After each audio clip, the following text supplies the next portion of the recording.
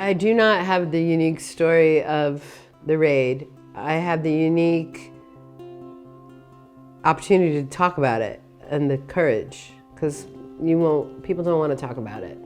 It's because it's still an issue.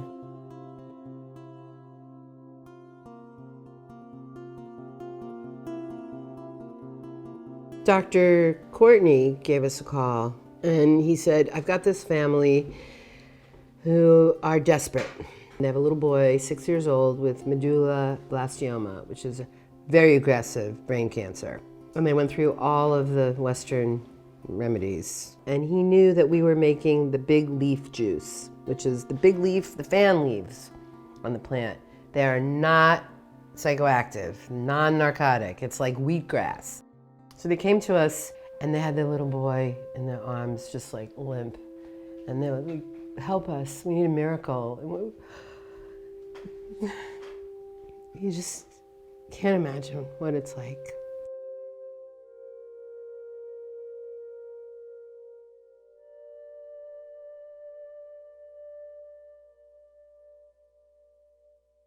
And after 3 days, instead of being like, he was sitting up and he was talking as much as he could, and he wanted to go out.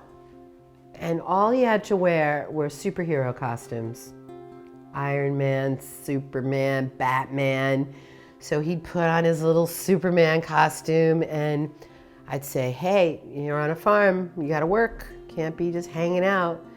So he couldn't walk. So his mother would put him on her feet and walk him out to the chicken coop where we fed the chickens. Oh, he was so happy. And of course the dogs were around, and life, you know?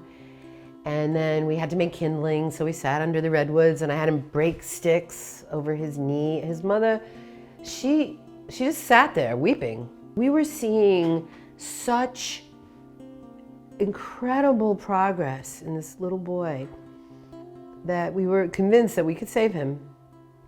But they had children back home, 5 other children, and they had to go. And they begged me to send them juice. And I thought, yeah. Not narcotic. I didn't know it was not legal. I really didn't. In fact, when I went to send it, I used my credit card, put my name on it. I needed it overnight.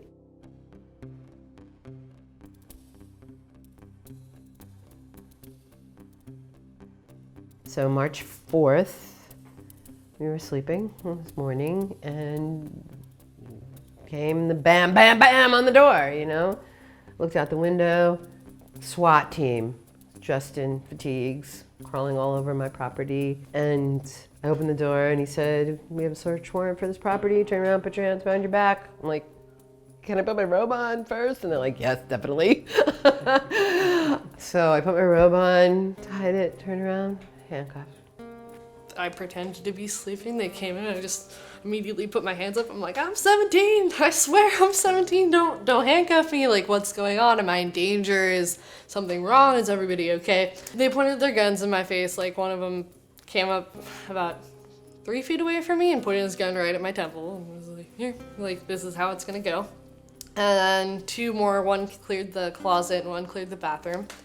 And it just happened so fast. They handcuffed me so tight I couldn't breathe, and I came downstairs and my mom was on the couch. I felt like it was just totally, there was no boundary between what was appropriate and what was inappropriate in that situation. Like, there had really been no standard for it. There were 8 of us who got taken to jail. And we spent the night and we bailed out $25,000 each. Huh, excessive. And then we came home to the mess, to the trauma. When they raid you, they tear your house apart, you know, everything, all the drawers, all the cupboards. So we came home and just slowly you clean up. You really do just clean up.